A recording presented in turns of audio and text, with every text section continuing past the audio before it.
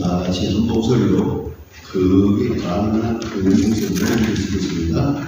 가늠한 하나님과 세상과 거시기 것이 하나님과 그리스도를 알느냐 그런 중 그들이 세상과 거시기를 알는 자는 스스로 하나님과 그리스도를 것입니다. 너희는 하나님이 그리스도에 거하신 성령이 신실하게 사모한다 하는 말씀을 듣던 줄로 생각하느냐.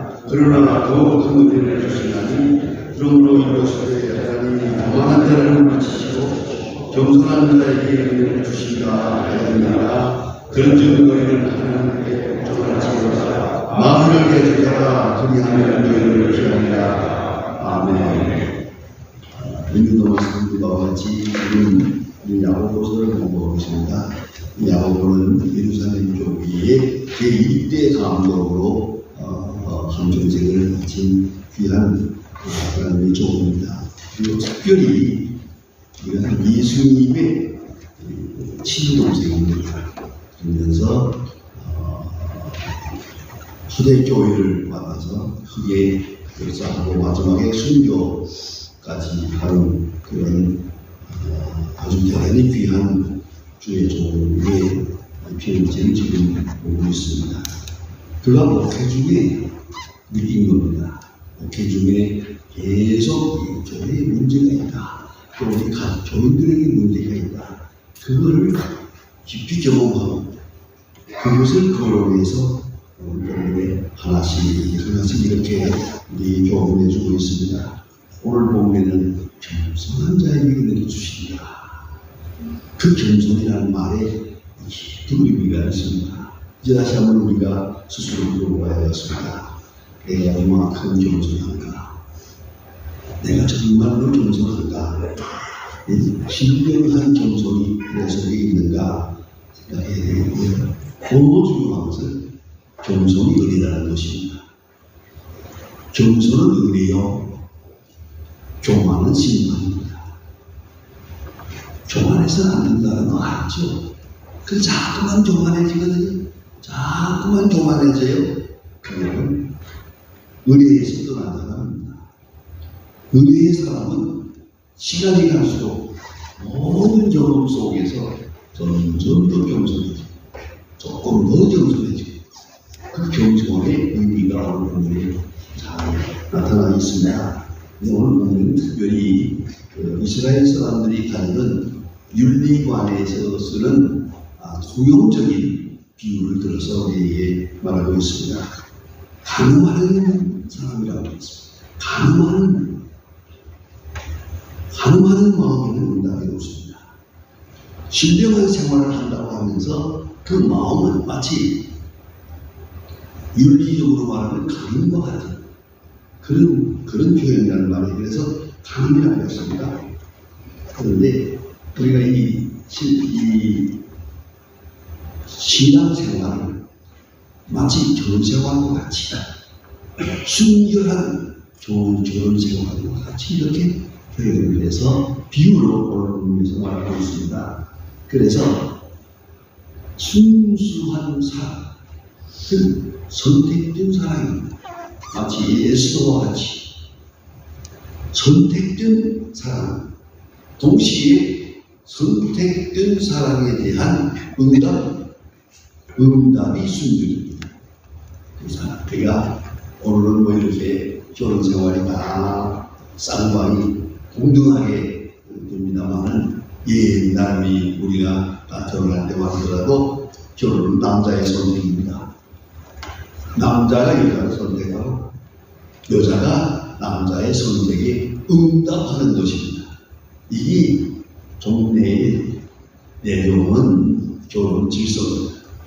그러니까 요새는 뭐 여자가 남자를 선택하고 남자가 여자 선택 쌍방 이렇게 되어 있습니다만 옛날 유리란 그렇지 않습니다. 아마도 모르긴 하지만 여러분도 결혼할 때 그랬을 거예요. 마지막 결혼을 누가 선택하느냐? 남자의 선택입니다. 남자가 이 사람하고 결혼을 하겠다, 이 사람은 내가 아내로 맞이하겠다 결정을 하면 그것을 여자 쪽에서 응답을 합니다. 그리 합시십시오. 나도 그리 하겠습니다. 이렇게 해서 결혼이 되는 거거든요. 이것을 비유해서 오늘 성경에서 계속 말씀합니다.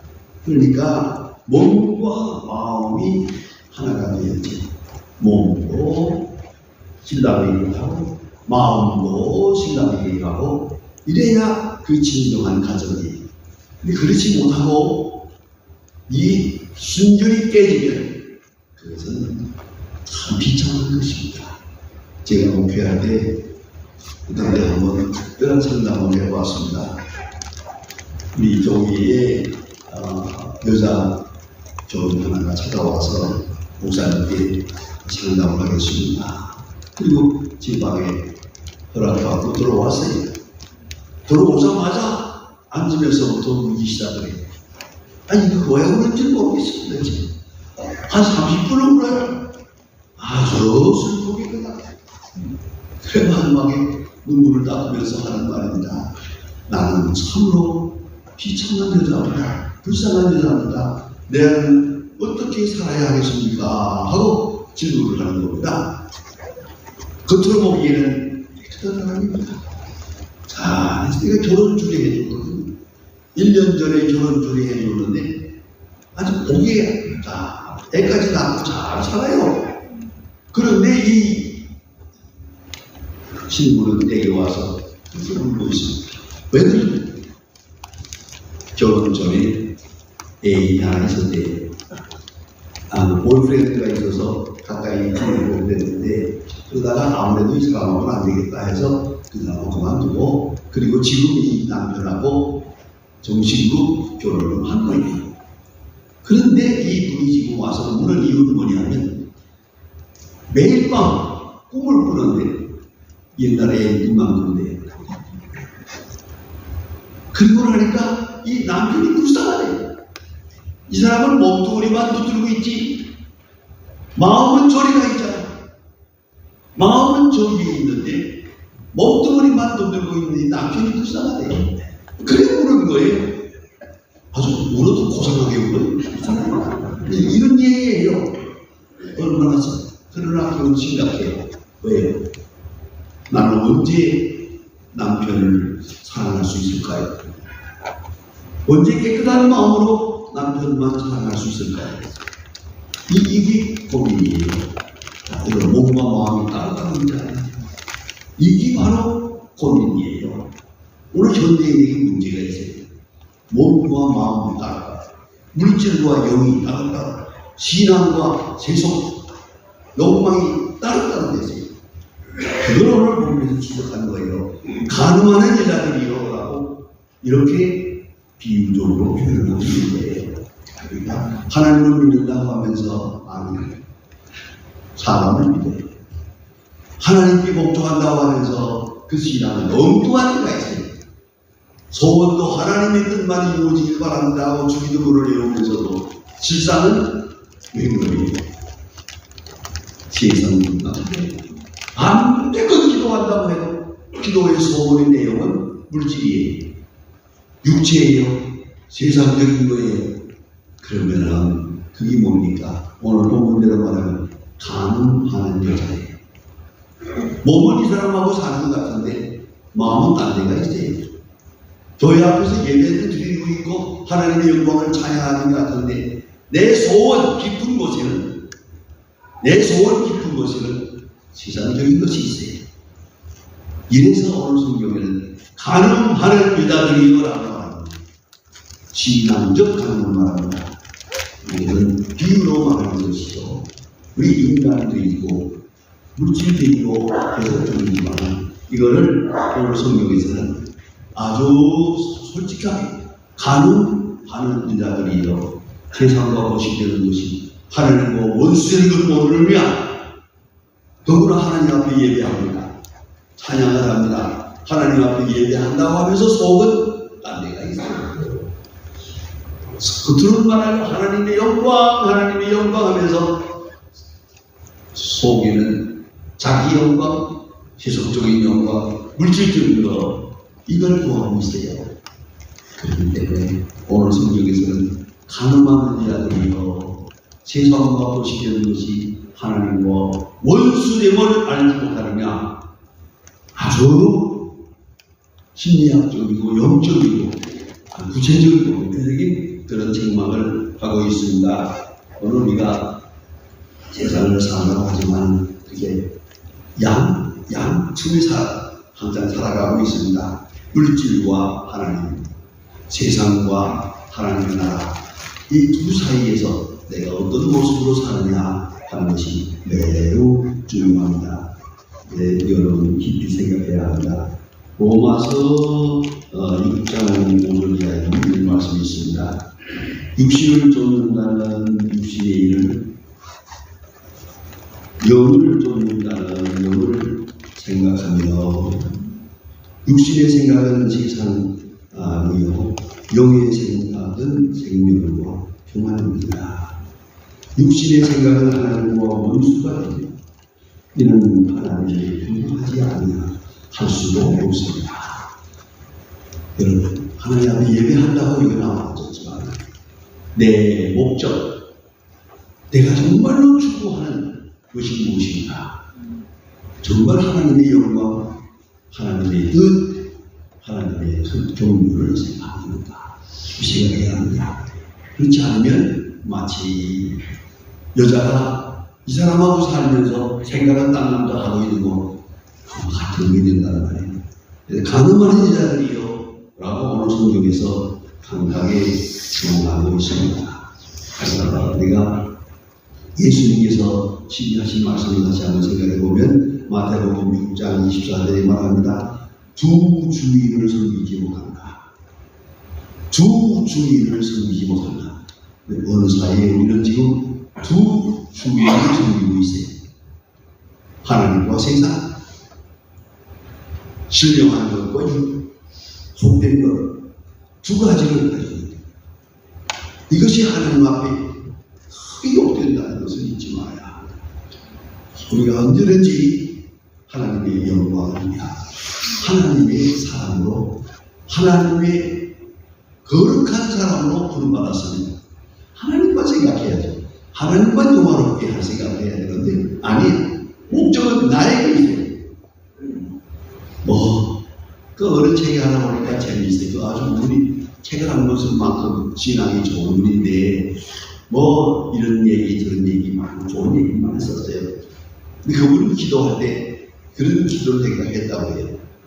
기도를 하나님의 영광을 위하여, 나라를 위하여, 교회를 위하여 다 기도하고 나서 일어서면서 하나님 앞에 마지막 부탁을 했어요. 돈도 잃지 마세요. 가만히 나도 모르게 마음속에 돈도 잃지 마세요. 그게 아직도 속에 그게 가능한 마음이에요. 남편을 위하는 마음을 깨끗한 마음이어야지. 남편을 위하면서 딴 남자를 생각해서는 안 되죠. 그건 큰 가능한 마음이에요. 그걸 오늘 본문에서 자세하게 말하고 있습니다. 그러면 우리를 유혹하는 가는 어디서부터 오느냐? 심리학자들의 말에 유명한 얘기가 있습니다. 칼 막스하고 프로이드입니다. 두 사람으로 비유해 말할 수 있습니다. 막스는 유물론자입니다. 물질주의입니다. 모든 것은 물질이다. 물질에서 시작해서 물질로 끝난다. 이것이 칼 막스의 이론이고, 또 공산주의의 철학이니까 유물상학이거든요. 자, 그러면 깊이 생각합니다. 칼 막스의 이론에 빠져들어가는 사람이 많아요. 어느 사이에만 빠져들어가요. 이거 신앙적 가능이라는 걸 잊지 말아요. 제가 이 시간에 대단히 심각한 말씀을 한 말씀 드립니다. 우리 마음속에 정말 그리스도가 있고 그리스도의 사랑으로 충만한가 물어봐야 됩니다.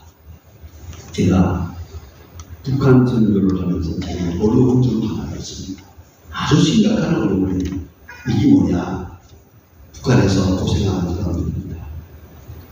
제가 북한에 갔을 때 공원도 지어주고 학교도 지어주고 병원도 하고 이렇게 많이 그들에게 좀 혜택을 줬죠. 그러고 있을 때 그분들도 고마운 마음이 있잖아요. 그러니까 언젠가 나를 그러더라고요. 목사님, 아유, 이렇게 어렵고, 뭐, 이거 지금 가능성도 없는데, 이렇게 많은 물질을 주고, 많은 정신을 주고, 이렇게 도와주고 계시는데, 이렇게 도와주는데, 우리도 목사님을 위해서 좀 무언가 도와드릴 마음이 좀 있는데, 한 가지 말씀해 주세요. 우리도 좀 보답을 하겠습니다. 그래. 아, 이런 좋은 마음이 어딨냐. 그래, 내가, 하루 생각했다. 하루 지난 다음에 제가 얘기했어요. 내가 들은 대로 강진호 수용소에 40만 명이 있다며 확실하다고. 그 가운데 85%가 기독교인이라며 그렇다고. 그래서 제가 바로 그 점이 마음이 아프다. 그러니까 내가 당신들을 위해서 한 일에 대한 고마운 마음이 있다면 부탁인데, 저 착한 사람들 기독교인인데 제발 주의 좀 말아달라. 그죠? 뭐 고생하는 거 그다음에 석방해달라 그렇게는 못하지만 제발 주의 좀 말아달라 라고 부탁을 했어요. 그랬더니 다시 교회를 모여가지고 의논한 다음에 하는 말이 안 됩니다. 왜 안 되느냐? 이게 중요한 겁니다. 그 마음속에, 그 고생하는 사람들의 마음속에 하나님 박수와 같은 마음이 있다는 거예요. 그게 무슨 말입니까? 주의해봐요. 지금 자기들이 고생하니까 자기를 고생하는 사람들을 다 쓸어버리고, 그래서 편지를 내보낸다, 권총 달아납니다, 수류탄 달아납니다, 폭탄을 달아납니다. 아예 폭발시키기 바랍니다. 지금 강인호동 수용소에 갇혀 있으면서, 그래서 거기서 일을 하고 있는 거예요. 여기서 나가서 이 공산주의자를 싹 쓸어버리게, 그런 마음도 꽉 차 있어요. 이건 뭡니까? 어느 사이에 기독교인이, 이름은 기독교인인데 그 속에는 칼 막스가 들어있어요. 이걸 알아야 합니다. 이게 무서운 겁니다. 지금도 그런 게 많아요. 북한에서 남쪽으로 온 분들 많으세요. 모여서 예배 와요. 왜 기도하고 할 때요? 공부하는 노래 해주시고, 당장 저 불을 내는 그 기도해요. 자, 이거 어떻게 하면 되겠습니까? 그 마음속에 그리스도가 있습니까? 주님의 마음과 하나님의 뜻이 있는 겁니까? 하나님의 뜻을 생각하면서 방법은 카르 막스에게 맞았어요. 또 그러고 두 번째 사람이 프로이드입니다. 이건 하나의 성균형을 말하는 것입니다. 오늘 젊은이들 전부 이렇게 됐어요. 뭐 세계적으로 지금 문제가 됩니다.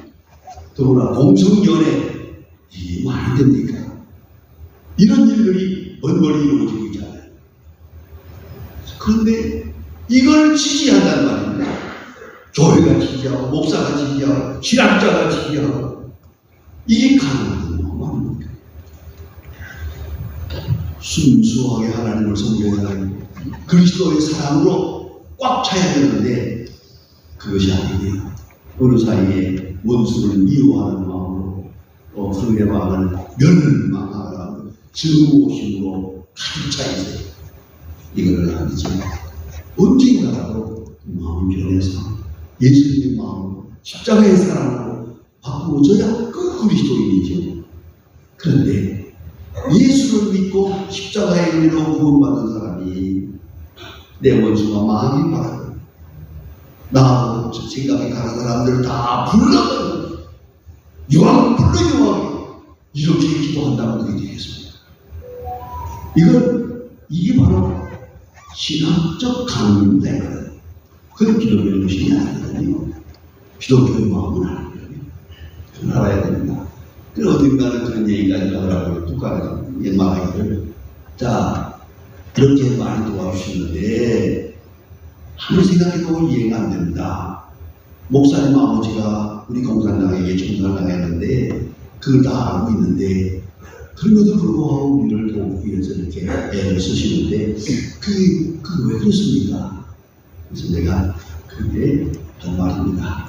당신들은 칼 막스의 인도에 의해서 유물사관에 의해서 중요한 잘못된 철학이 있어. 저를 죽여야 내가 산다. 저가 죽어야 내가 산다. 저를 죽여야 내가 산다라는 거예요.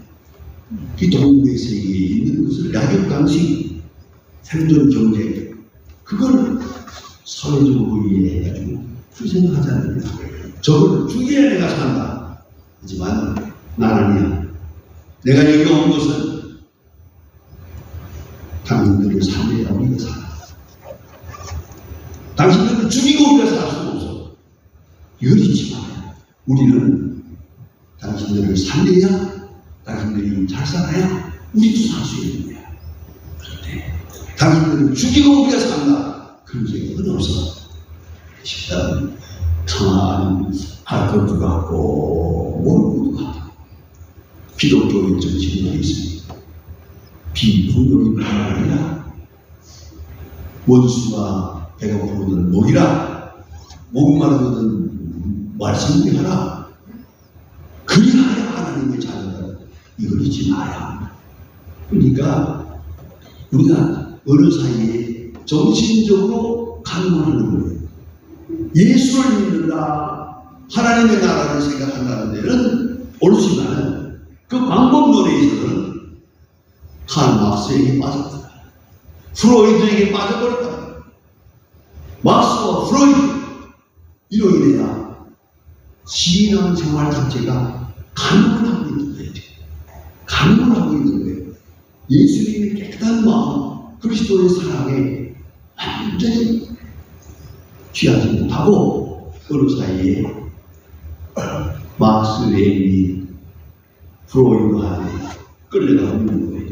그래 오늘 여기서 야곱은 말하기를 가늠하는 이야들이여 세상과 보다는 것이 하나님과 원수입을 아는지 못하느냐.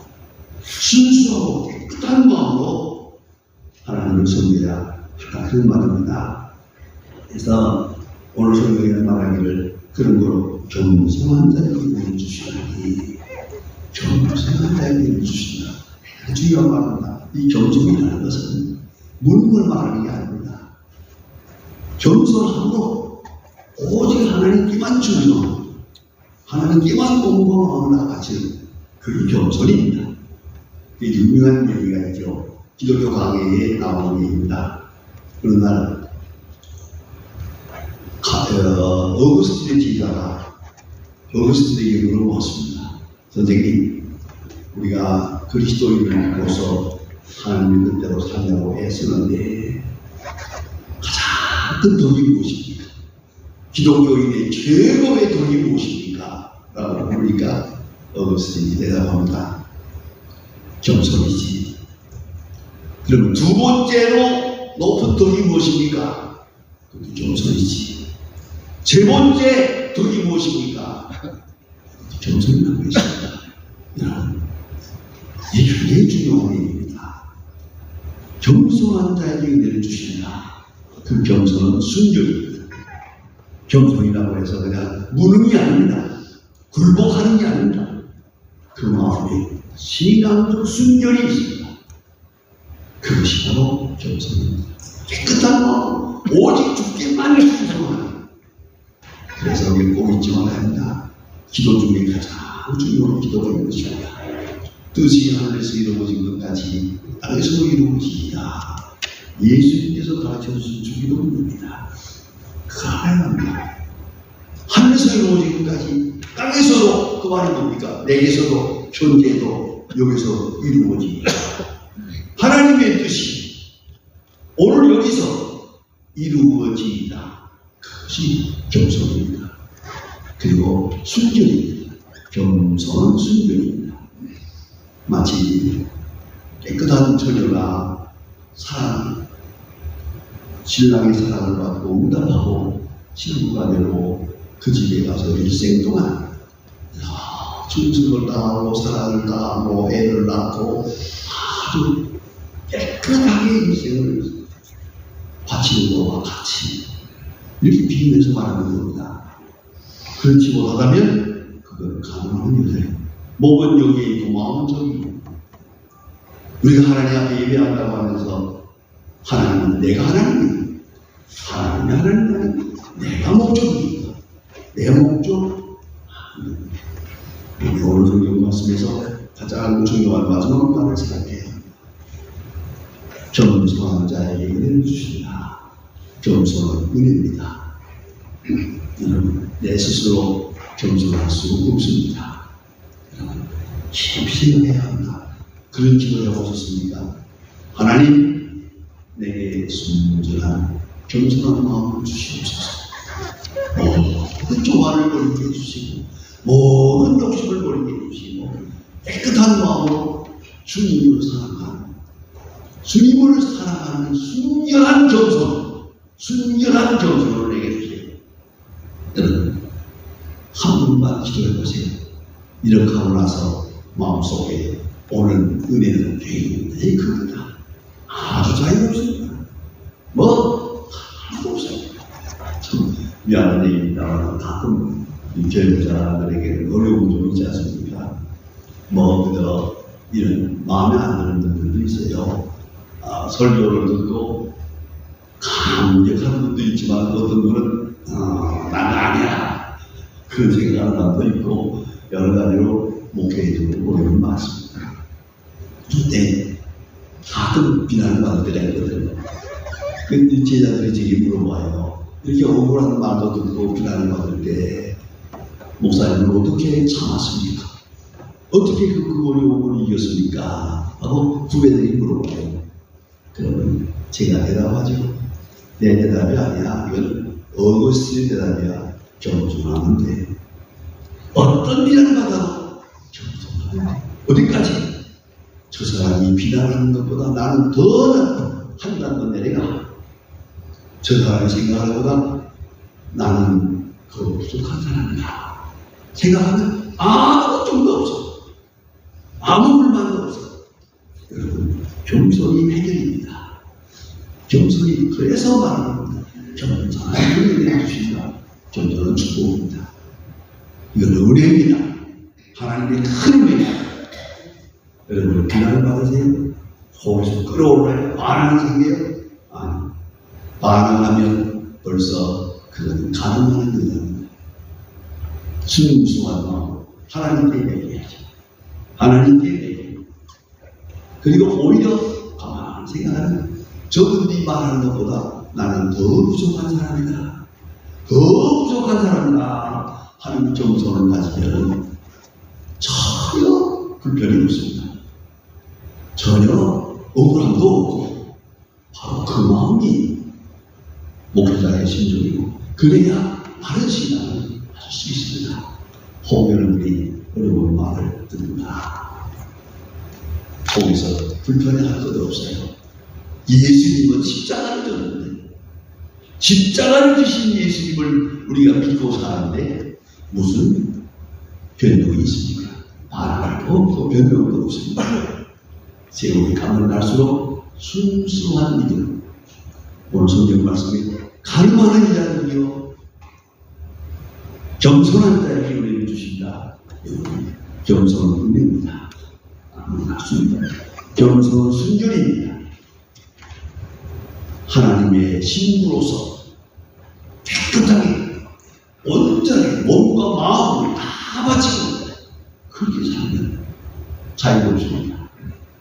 완전한 자유를 누릴 수가 있는 겁니다.